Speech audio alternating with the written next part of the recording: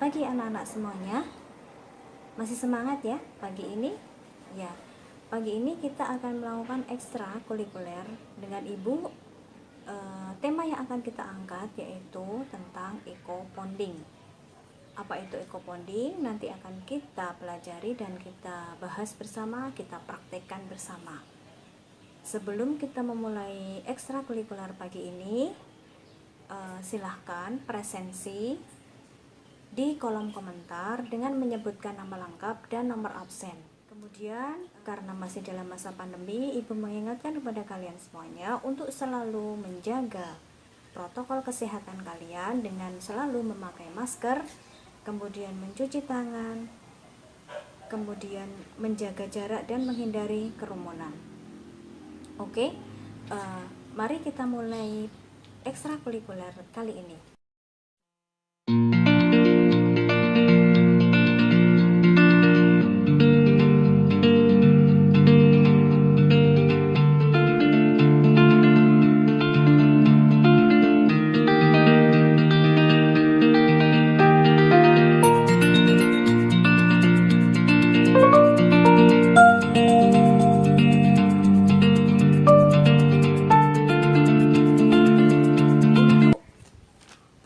Ekstrakurikuler eco-bonding, alat dan bahan yang digunakan adalah yang pertama, yaitu bahan utamanya tas tote bag. Tas tote bag ya. Tas tote bag ini sudah di mordan atau sudah di scoring, tinggal kita nanti mencetak dengan daun. Kemudian yang kedua adalah bahan sayurnya, bahan daunnya. Ini Ibu memakai daun bayam. Daun-daun yang bisa digunakan banyak sekali di sekitar kita. Ada kenikir, ada daun kangkung, itu juga bisa. Kemudian yang ketiga yaitu Ibu menggunakan tawas. Tawas ini adalah digunakan untuk mengikat warna dari daun ini ya, supaya daun tidak pudar.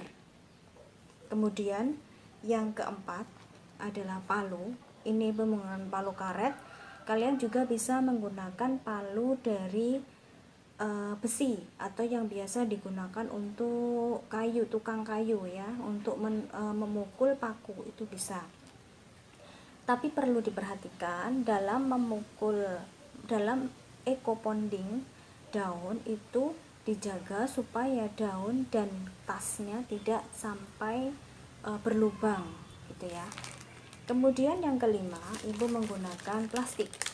Nah, plastik ini digunakan untuk melindungi tas dari tembusan warna yang dihasilkan oleh daun ini. Jadi supaya warna tetap di di tas sisi bagian yang kita inginkan, sehingga bagian yang tidak terkena daun tetap berwarna putih ya. Itu untuk alat dan bahannya bisa kalian perhatikan. Baik, untuk prakteknya kita akan memulai yaitu dengan memasang plastik. Plastik dipasang di sini di dalam tas. Kemudian kita akan menyusun daunnya yaitu sesuai selera kita. Misalkan kita akan menata modelnya seperti ini.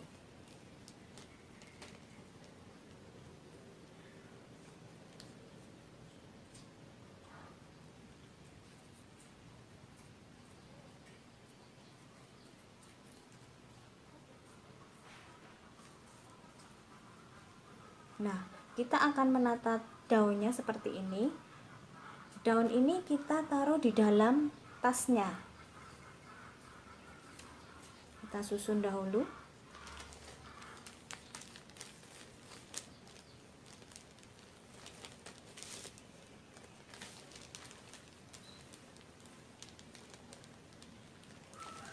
Penyusunan polanya sesuai selera masing-masing ya. Kita susun dengan baik. Kemudian tas ini sebelum dilakukan ponding atau pemukulan terhadap daun, tas ini harus sudah dibebaskan dari lemak-lemak yang menempel di tas supaya tidak mengganggu dalam hal pengikatan warna. Nah, ini sudah disusun untuk daunnya. Nah, pencucian tas ini bisa disebut dengan nama mordan dan scoring ya. Kalau scoring itu untuk membersihkan serat-serat yang ada di tas. Mordan itu untuk membersihkan lemak-lemak yang menempel di kain gitu ya. Kain yang digunakan itu bisa dipraktekkan menggunakan kain katun, kain wool, kemudian kain sutra itu bisa. Kemudian kain untuk bahan jilbab yang lemes itu juga bisa. Gitu ya. Jadi untuk pencetakan ini itu bisa menggunakan kain-kain yang Ibu sebutkan tadi. Gitu. Nah, kita akan memulainya. Sebelum ini kita tutup dulu dengan plastik ya. Kita akan mulai pemukulan atau ponding daun tersebut. Ya, tadi telah disampaikan bahwa penempatan daun itu bisa di dalam tas atau juga bisa di luar tas sesuai selera kita. Nah, sekarang untuk penempatan daun di luar tas itu kita sesuaikan dahulu ya apa yang kita inginkan. Nah, seperti ini bisa. Ibu pakai daun yang ada di samping itu nih. Nah, seperti ini. Kemudian baru ditutup pakai plastik ini ya. Kita pukul-pukul ya menggunakan palu. Kita pukul-pukul menggunakan palu hingga warna daunnya tercetak di dalam tas ini, di atas kain tas tote bag ini. Ya, kita mulai saja.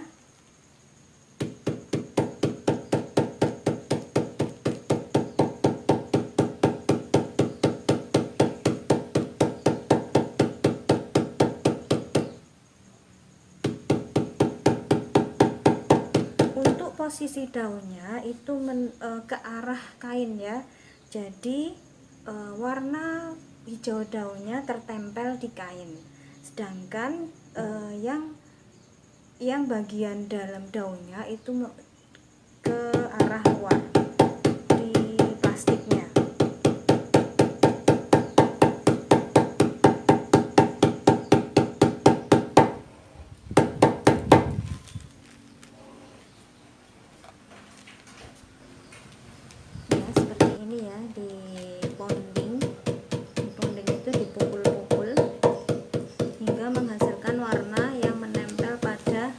Tote bag atau kain. Bisa dilihat hasilnya ya. Kemudian jika mau menambah, boleh menambah 1 lembar lagi. Ibu akan menambah 1 lembar kain, 1 lembar daun ya. Ibu akan menambah di sebelah sini ya. Ibu ponding lagi.